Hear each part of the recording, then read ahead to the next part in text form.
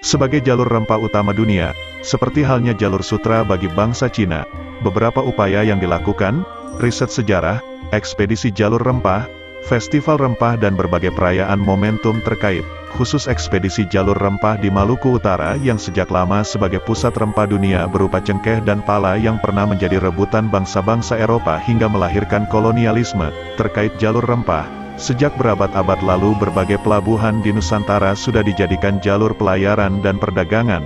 Bagaimana posisi pelabuhan dan kota Donggala di kawasan barat Sulawesi Tengah, dalam agenda nasional terlihat kurang tersentuh dan nyaris tidak mendapat perhatian sebagaimana ramainya pembicaraan tentang Makassar.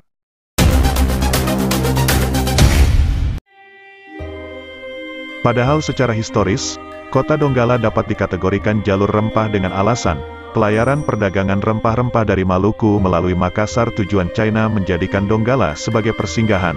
Bahkan sejak berabad-abad lalu, pelabuhan Donggala tujuan perdagangan benda-benda keramik yang dibuktikan adanya hasil ekskavasi arkeolog di kawasan Labuan Bajo. Area pelabuhan Donggala tahun 1970-an. Temuan purbakala di kawasan itu merupakan tinggalan abad ke-13. Hubungan rempah-rempah di Donggala sangat jelas walau jenisnya tidak seperti yang diperdagangkan dari Ternate, melainkan berupa damar dan cendana akar yang secara umum masuk kategori rempah. Bahkan hipotesis seorang ahli bahasa Melayu, James T. Collins dalam Sejarah Bahasa Melayu, Sulawesi Tengah tahun 1793 sampai tahun 1795, sangat menarik dengan informasi tentang Donggala dalam perdagangan cukup tua.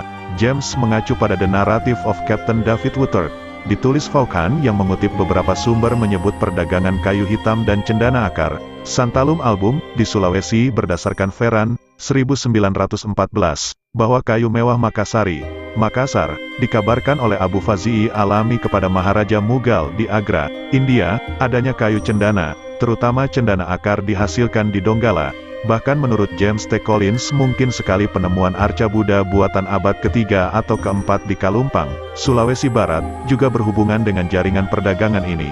Maksudnya perdagangan kayu hitam dan cendana sebagaimana ditulis Antonio de Paiva tentang kayu cendana berasal Donggala sebagaimana ditulis Christian Pelras, Indonesianis asal Prancis dan penulis buku Manusia Bugis. Antonio de Paiva seorang pedagang dan orang Eropa pertama tinggal di Sulawesi Selatan, tahun 1542 sampai tahun 1543 ketika itu bermaksud mendapatkan kayu cendana. Rupanya bisa diperoleh di daerah Donggala atau daerah Kaili saat itu banyak ditumbuhi pohon cendana akar dan damar. Kesaksian terakhir disampaikan seorang peneliti Dr. Borsman, pernah menemukan beberapa batang pohon cendana di pegunungan hampir gundul di kawasan sekitar antara Palu dan Donggala. Sayang, jenis kayu ini sudah punah, kecuali tinggal beberapa pohon masih dapat ditemui di Suaka Alam Poboya, arah timur kota Palu. Naskah China paling tua diterbitkan dalam bentuk terjemahan tentang Nusantara disampaikan oleh J.V. Mills, Chinese Navigators in Insulinde, menulis di Sulawesi hanya disebut Donggala, Tung Ciala, tujuan pelayaran antara Tiongkok, China, dengan Nusantara melalui dua rute, yaitu timur dan barat, menuju Donggala, dikategorikan rute timur, yaitu pelayaran dari Cuancou dan Amoy, nama kota di Tiongkok menuju Kepulauan Pescadores, Penghu, hingga mencapai Tanjung Mangkaliat, Malipen, di Kalimantan Timur dekat Sangkulirang. Dari Mangkaliat itulah pelaut Cina menyeberang ke Donggala menjadi batas akhir pelayaran di Sulawesi. Begitu pula sebaliknya saat kembali ke Cina, akan mengikuti rute pelayaran semula. Bisa jadi jauh sebelum 1430 sudah ada kapal Cina pernah berlayar ke Donggala, bila merujuk bukti arkeologis temuan arca Buddha, buatan abad ke-3 atau abad ke-4 di Kalumpang sesuai tulisan Bos, 1933, dan Van Hikeren, 1958. Hipotesis itu memungkinkan hubungan pelayaran tua di Sulawesi secara geografis akan melewati Donggala berdasarkan jalur pelayaran Cina. Bukti-bukti arkeologis lain berupa hasil ekskavasi di sekitar Labuan Bajo, Donggala ditemukan pecahan mangkok dan piring berbahan keramik buatan Cina peninggalan abad ke-12, diperkirakan masa kekuasaan dinasti Yuan, tahun 1271 sampai tahun 1368, dan dinasti Ming, tahun 1368 sampai tahun 1644, menunjukkan kalau pelaut Cina sudah sering datang ke perairan Donggala. Belakangan pada abad ke-17 hingga awal abad ke-20, Perdagangan hasil hutan bukan hanya kayu hitam dan cendana serta damar, melainkan juga kemiri dan ternak sapi.